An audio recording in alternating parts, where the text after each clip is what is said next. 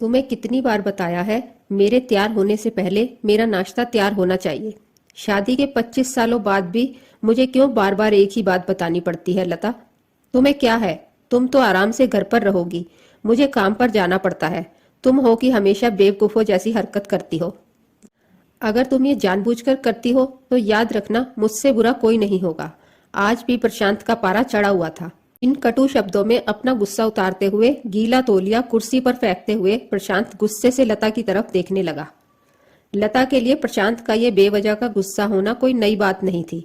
वह महीने में 3-4 बार ऐसे ही लता पर बरस पड़ता था। पहले पहले लता उसका विरोध किया करती थी, लेकिन जब कई सालों तक प्रशांत में कोई बदलाव नहीं दिखा तो लता ने खुद को ही बदल दिया। अब प्रशांत के कुछ भी कहने से लता को कोई फर्क नहीं पड़ता था। प्रशांत की हर बात वो चुपचाप सिर नीचे झुकाए सुन लेती थी। शादी के पहले 5 साल तक लता ने पूरी कोशिश की थी कि प्रशांत को बदला जाए, लेकिन फालतू का गुस्सा करना और बाद में लता को भला बुरा कहना, यह मानो जैसे उसकी आदत बन गई थी। कोई भी वाद विवाद होता तो प्रशांत सीधा लता को बोल देता, अगर मैं तुम्हें अच्छा नहीं लगता तो क्यों नहीं चली जाती अपने मायके, क्यों रहती हो मेरे साथ? इतना सब कुछ होने के बावजूद लता प्रशांत के साथ रहती थी, क्योंकि उसे अपनी बेटी की फिक्र थी। और वह जाती भी तो कहाँ? अपने बूढ़े हो चुके माँ बाप को इस उम्र में परेशान करना वह नहीं चाहती थी। समाज और लोग क्या कहेंगे, यह भी तो उसने देखना था। वह इतनी पढ़ी लिखी भी तो नहीं थी कि खुद जाकर कोई नौकरी कर सके और अपना और अपनी बेटी का पालन पोषण कर सके। लता को अब अपनी फिक्र नहीं थी, उसको फिक्र थी तो बस अपनी शादी लायक हो रही बेटी की।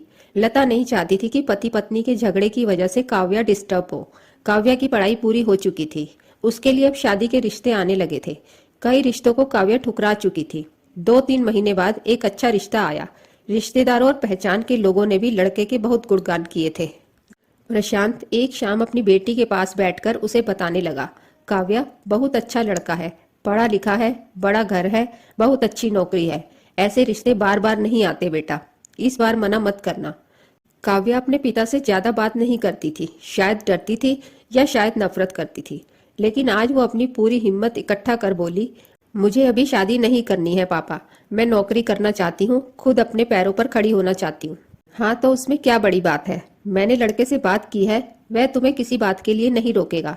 तुम शादी के बाद भी नौकरी कर सकती हो, वह तुम्हें नौकरी के लिए परमिशन दे देगा। प्रशांत बोला, मेरा नौकरी करना या ना करना उसकी परमिशन पर क्यों डिपेंड रहेगा पापा? काव्या ने पूछा।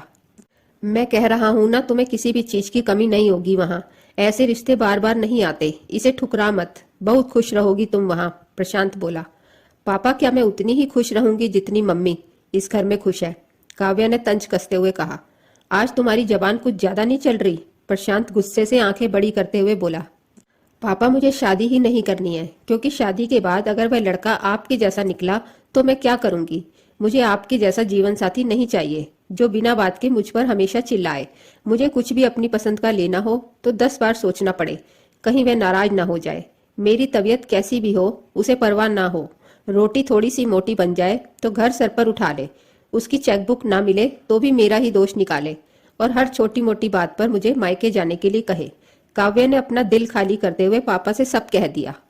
प्रशांत का गुस्सा 7वें आसमान पर था, लेकिन उसके मुंह से एक भी शब्द नहीं फूट रहा था। वो काव्य की बातें सुन रहा था।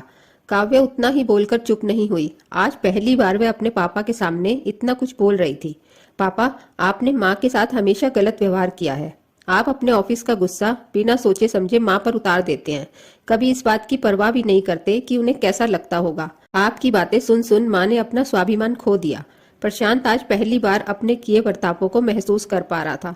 वो इतना ही बोल पाया, जो तुम्हारा मन है वो करो, मैं तो इतना बुरा हूं ना? काव्या ने प्रशांत का हाथ पकड़ा और बोली, पापा मुझे सिर्फ एक सवाल का जवाब दे दो, क्या आप चाहेंगे कि मेरा पति आपके जैसा हो? अगर आपका जवाब हाँ है तो कर दीजिए मेरा रिश्ता आज ही, और ना है तो मुझे आत्मनिर्भर बनने दीजिए।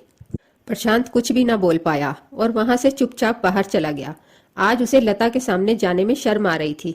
चलते चलते उसकी आंखों से आंसू बह रहे थे। प्रशांत ने आज से अपने आप को बदलने का निश्चय किया। अगले दिन से लता ने अपने पति में काफी बदलाव देखा।